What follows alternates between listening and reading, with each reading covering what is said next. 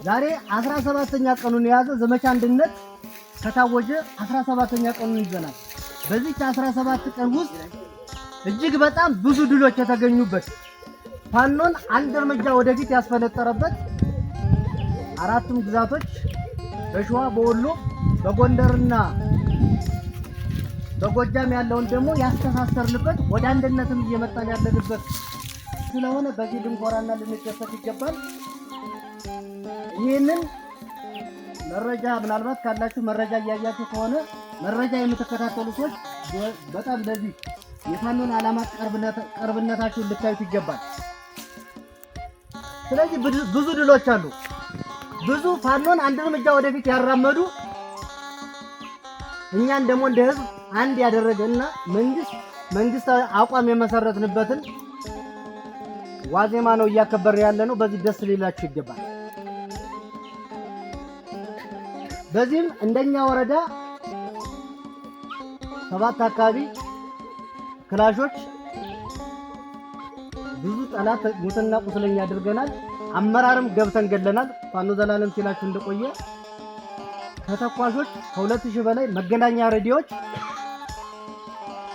በቀስተ ደመናው ፈርጣማ ክንድ ገቢ መደረግ ተችሏል። ድልም አግኝተናል። ይሄን እያደረግን ወደፊት ስንሄድ ብዙ ዓላማውን ያልተገነዘቡ ለሆድ ሲባል ብቻ ብልጽግናን የተቀላቀሉ ወንድሞቻችን ደግሞ ይቅርታ እያሉ እኛ ጋር የተቀላቀሉ አሉ። ይቅርታ ያደረግንላቸው ወደ ቤታቸው ይመጡ አሉ። ሌላም በጎረቤት አገራት ማቻከልና ጎዛምን እየሄዱ ይገባሉ። በእነዚህ ደስ ሊላችሁ ይገባል። የቀሩትን ደግሞ እናንተና እኛ ተረባርበን ከወንድሞቻችን ጋር ምላጭ እንዳንስተሳብ ከወንድሞቻችን ላይ እጃችንን እንዳናነሳ እናንተም የጋራ ትብብር ያስፈልጋልና የሄዱ ዘመዶቻችንን ተመለሱ ልንላቸው ይገባል። ምንም ያጥፉ ምንም ይሆኑ ሰው በትናንትና ሳይሆን ዛሬ ላይ አምኛለሁ ተጠምቂያለሁ ካለ ሁሉን ነገር እንተዋለን። እግዚአብሔር ኃጢአትን በንስሐ እንደሚያነጻ እኛ ደግሞ ብልጽግናነትን ተውት ካለ የበቀል እርምጃው የበቀል አካሄድ የማንሄድ መሆናችንን ተረድታችሁ ቢመጣ ይሞታል፣ ቢመጣ ይገደላል፣ ቢመጣ ይታሰራል፣ ቢመጣ የከፋ ነገር ይደርስበታል ብላችሁ የምትተውት ወንድም እንዳይኖራችሁ አደራ ማለት ፈልጋለሁ። አመራሮችም ይምጡ፣ አባሉም በአድማ በተናነት ሄዶ የተመዘገበው ሰውም ይምጣ። አንዳንዶች አመለካከት ችግር አለባቸው።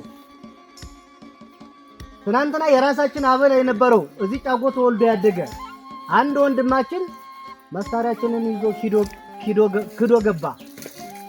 እንደምንም ብለን አግባብተን ካመጣነው በኋላ ምናልባት ይሄ ልጅ አደብ ይገዛና ከቤተሰቡ ጋር ይመከር ዘንድ መሳሪያው የኛ ስለነበር መሳሪያውን ተቀብለን እቤት ቆይ ብለን ስንለው ተመልሶ ሄዶ ብልጽግናዎቹ ላይ ገባ። ብልጽግናዎቹ ግን የበቀል ጅራፋቸውን አወረዱበት፣ አስረውታል። ይገሉትም ሊረሽኑትም ይችላሉ። ስለዚህ ባንዳ ወገኖቻችን ላይ ምክር ነው የሚያስፈልጋቸው። መክረን አማራ እንዲሆኑ በአማራነት ጸበል በአማራነት ማንነታቸው እንዲታደሱ እንፈልጋቸዋለን። የአማራ ዘር እየሳሳ ነው፣ የአማራ ዘር እየጠፋ ነው እያል አማራውን አሳደን የምንገለው አይደለንም። የምናስተምረው የምንዘክረው ነው። ወዶ ታጋዮች ነን፣ ወደን የምንታገለው ቀድመን በቅተን ቀድመን ነቅተን እንጂ ከዚህ ትግል አንድም አይነት ሸራፋ ሳንቲም ስለምናገኝለት አይደለም። የነበረንን ጥለን የነበረንን አውድመን የነበረንን ሁሉ ትተን የምንወደውን ቤተሰብ ሁሉ እርግፍ አድርገን ነው እዚህ ትግል ላይ የገባ ነው። የምንከፍለው ግን ውድ ደም፣ ውድ አጥንት፣ ውድ ህይወታችንን ነው። ውድ ህይወትን ለሚሰጥልህ ውድ ደሙን ለሚያፈስልህ ከፊትህ ቆሞ ሞትልህ ላለፋ ነው። ደግሞ እናንተ ድጋፍ ያስፈልጋችኋል። እናንተ እንድትደግፉን እንፈልጋለን። እናንተ አይዟችሁ በርቱ እንድትሉን እንፈልጋለን። ከናንተ ፍቅርን መላበስ እንፈልጋለን። መጡብን ሳይሆን መጡልን እንድትሉን እንፈልጋለን። ስለዚህ ይሄ ትግል የሁላችን ነው።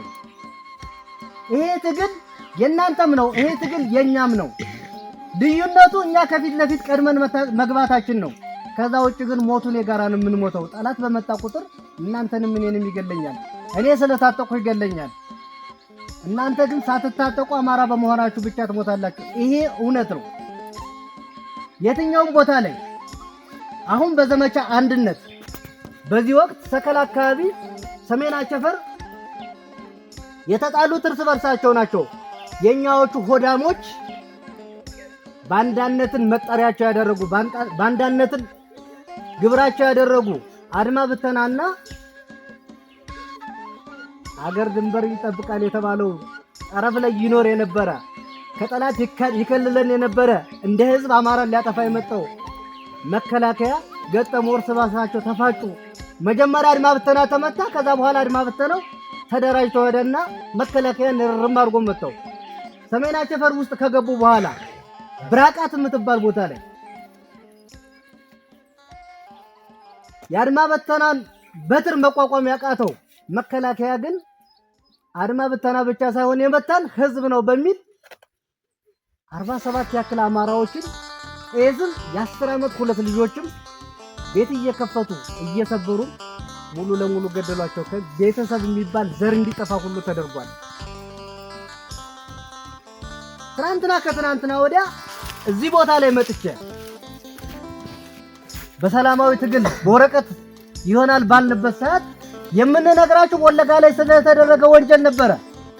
የምንነግራችሁ ሰንበቴ ስለተደረገ ወንጀል ነበረ። የምንነግራችሁ ደቡብ ላይ ጉምዝ ላይ ስለተደረገው ነበረ። ዛሬ እሱን ረስተነዋል። ሞት ቤታችን ውስጥ መጥቷል። ገዳይ እየፎከረ አንተ በምትገብርለት ካንተ በተሰበሰበ ገንዘብ ባንተ ገንዘብ ባንተ ብር ጥይት ተገዝቶ አንተ እየተገደልክ ነው። ሌላ ጉዳይ የለውም።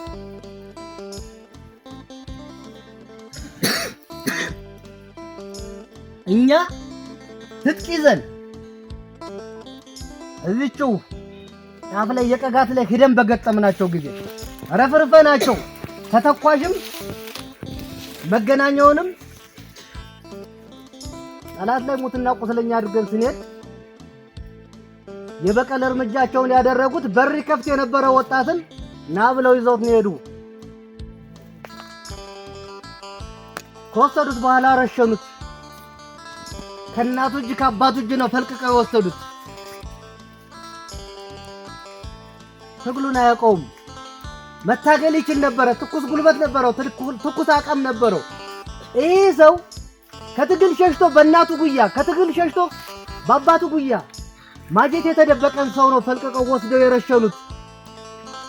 ምክንያታቸው ምንድነው ሲባሉ ግን ጥልቅ ጫማ ለብሶ ነበረ። ፋኖ ነው መስሎን ነው ያሉ። ስለዚህ የምንሞተው አማራ ስለሆን ነው። የምንሞተው ኦርቶዶክስ አማኝ ስለሆን ነው። የምንሞተው ያችን ቀደምቷን እስልምናን ተከታይ ስለሆን ነው። ባል የምታበዛዋ እቺ ኦርቶዶክስ ከጠፋች ኢትዮጵያ በባልም በስራም ሰርታ አንድ እርምጃ ወደ ላይ ትሄዳለች። ወግ የሚያከብረው የሚያጠብቀው እስልምና ከጠፋ ኢትዮጵያ ወደ ላይ ትመነጠቃለች። የመታደሷ ኢትዮጵያ የምትባለው እሷ ነው። አዲሲቷ ኢትዮጵያ የምትባለው እሷ ናት። አዲሲቷ ኢትዮጵያ የምትባለው ከኦርቶዶክስ ውጭ ናት። አዲሲቷ ኢትዮጵያ የምትባለው ትናንት ከነበረው እስልምና ውጭ ናት። አዲሲቷ ኢትዮጵያ የምትባለው በካህናት ቋንቋ የአውሬው መንፈስ ወይም ደግሞ 666 የሚባለው ዛሬ ነብይን ደም እያፋሰሰ ግብር የሚቀበላቸው የሰው ደምን ግብሩ ያደረገ የአውሬው መንፈስ እሱን ነው እያለማመዱን ያለ። ስለዚህ ሳንጠፋ እንታገለው ነው። ይሄን ለመታገል ቆርጠን ወጠን 2 ዓመቱን በትጥቅ ትግል ከዛም በፊት ግን ሞክረናቸው እስከዛሬ በፊታቸው ላይ ቁመን እንመላለስ። ከዛው ለዚህ ትግል 5 ሳንቲም የሚከፈለን የለም። የምትከፍሉን የምታበሉን የምታለብሱን የምታጠጡን እናንተ ናችሁ። አመሰራረታቸው እነማን ናቸው ካላችሁኝ ከላይ እስከ ታች በስርቆ የተደራጁ ከላይ እስከ ታች በዘረፋ የተሽሞነሞኑ ከንቶች ናቸው። ምንድነው መሰላችሁ? በብልጽግና ቤት ውስጥ ያለውን ነገር ልንገራችሁ። ይሰበስቧችኋል።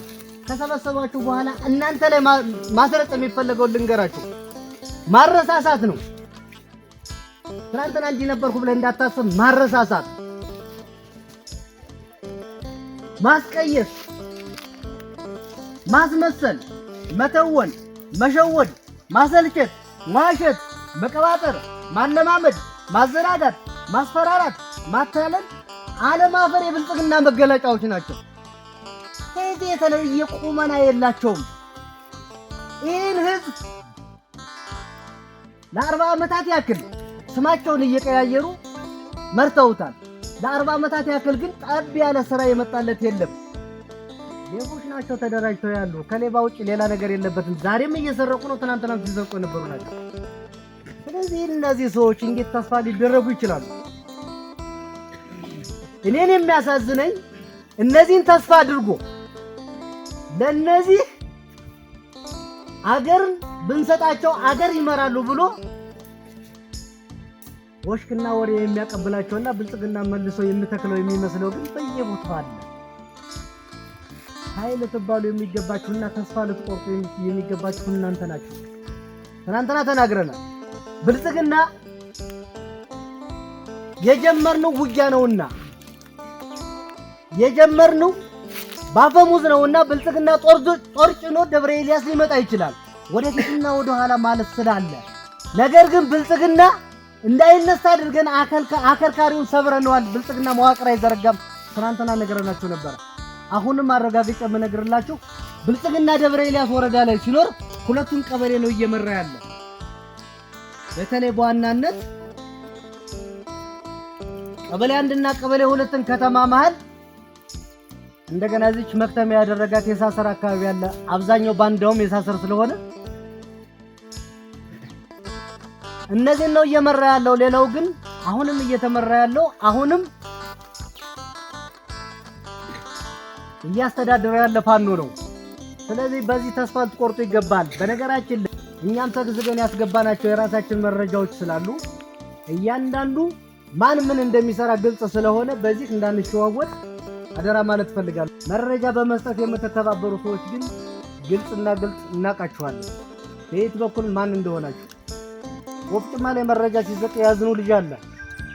ምናልባት ህዝብ ወይ ያድነዋል ወይ ይገለዋል።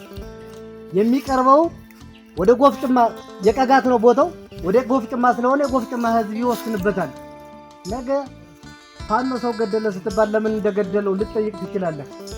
መረጃ ሲሰጥ ያገኘነው በተጨባጭ በመጀመሪያው ዙር በተራ ብር ነው እኮ የሚሰልለው ጎበዝ።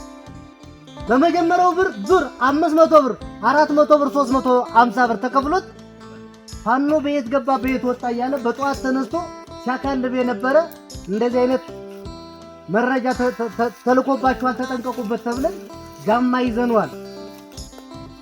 ስለዚህ ህዝብ ሊገለውም ሊያድነው ስለሚችል ይሄንን እያሰባችሁበት ማናችሁም በዚህ ልክ እንዳንገናኝ አደራ ነው ማለት የምፈልገው። ሌላው ከሰልና ሙጫን በተመለከተ ከሰል እንዲመረት አንፈቅድም።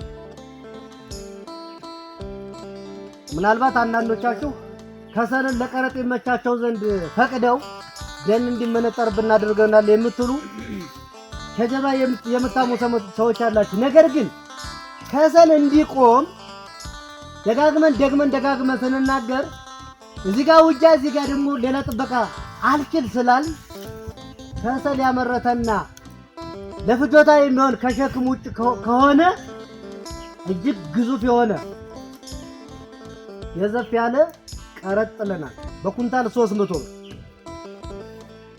በመኪኖችም አለ። ምናልባት ቆየ በማስታወሻ ስለያዘው እሱ ይነግራችኋል። እኛ የምንፈልገው ግን ከሰል አምርታችሁ እንድትሸጡ ሳይሆን ከሰል አምርታችሁ የዕለት ጉርስ የሚሆናችሁ ከሆነ በትክሻችሁ እዚሁ ጓይ ምናምን የምትሸጡትን እሱን አይደለም እንድንቀርጠው የፈለግን።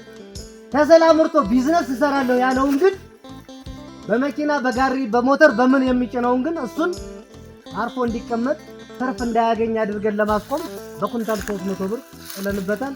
ይሄንን አምናችሁበት ነው ለትርፍ የምትሄዱ ሰዎች። ነገር ግን በኩንታል 300 ብር ከፍለህም በውድ የምትሸጠውና አትራፊ ነኝ ብለህ የምትገባበት ከሆነ በኩንታል ከ300 ብር በላይ ከፍ የምንልና ከሰል ማክሰልን እንዲቆም ማድረግ የምንችልበት ደረጃ ላይ እስክንደርስ ድረስ እንቀጥላለን ማለት ነው። ከሰል ቢዝነስ ስላልሆነ። ሁለተኛው ህገወጥ እጣንና ሙጫ እንዲመረትም አንፈቅድም። የጣን ዛፍ እንዲቆረጥም አንፈልግም። ስለዚህ ህገወጥ እጣንና ሙጫ የምታስመሩት ሰዎች በጣም የጣን አሰራር ስቃይ ስለሆነ መጀመሪያ ቆፍቁፈው በዘንዶ ጀርባ ላይ እየተራመድክ ሂደህ ቆፍቁፈው ሙጫው ከደረቀልህ በኋላ ፈርቅታ አምጣው ጭነኸው በረሃ ለበረሃ ተንከራተህ ያመጣው ሙጫ ሲወረስብህ እንዳናይ አደራና ማለት የምንፈልገው በዚህ እንዳንገናኝ። ህገወጥ እጣን ሙጫ ማምረት አይቻልም። ካገኘነው ግን ውርስ ነው። ሌላው የሰቃ መሬት እየተጨፈጨፈ እረፍ።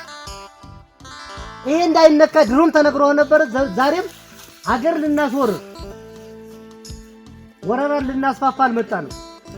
እንደው ትግል ላይ ናቸው አያዩንም አይሰሙም እየተባለ ይሄንን ወረደ ብለህ እዚህ ጋር ሰቃውን እያጸዳ ያለ ሰው ካለ የፈለገ ጉልበት ይፍሰስ የፈለገ ንብረት ይጥፋ እንጂ ሰቃን እንድታቆም ነው የምንፈልገው።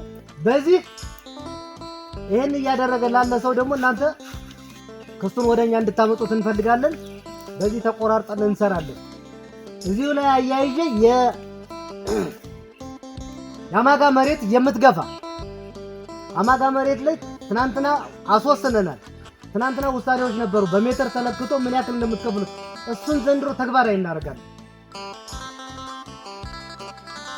አማጋ መሬት ላይ የሰቃ መሬት ላይ ደን የሚቆርጥ ደን የሚጨፈጭፍ ላጥር እያልክ አጋምና ጨባ የምትቆርጥ ካለ በዚህ አንማማርም።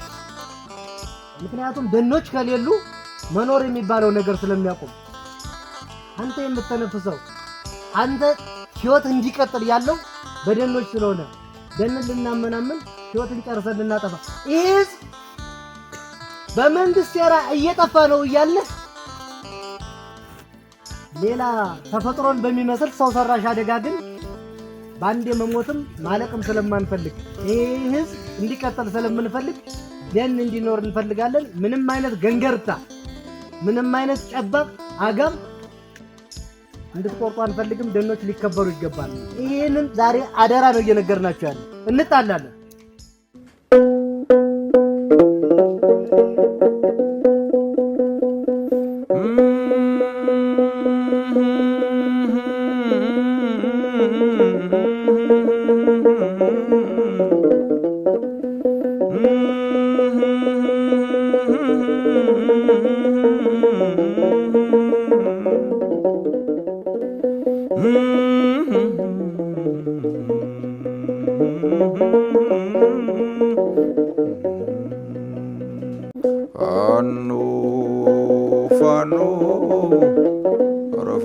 ፋኖ ጥቅሱ ሲነጉ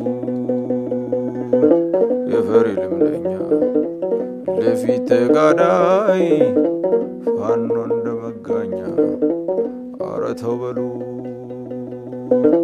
ያምባለ ሁሉ ሰጠው ለነፋስ አንጓሉ